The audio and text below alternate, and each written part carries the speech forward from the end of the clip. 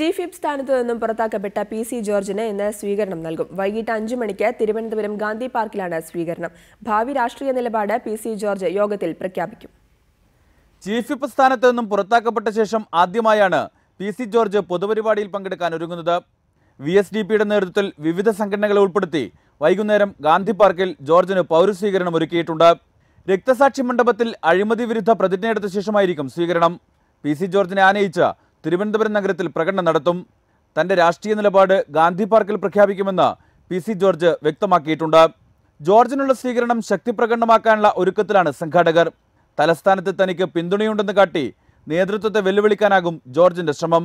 അരുവിക്കര ഉപതെരഞ്ഞെടുപ്പ് മുന്നിൽ നിൽക്കെ VSDPയെ മുന്നിൽ നിർത്തിയുള്ള പി.സി. ജോർജിന്റെ ഈ പോരാട്ടത്തിന് രാഷ്ട്രീയ പ്രാധാന്യം ഏറെയുണ്ട്.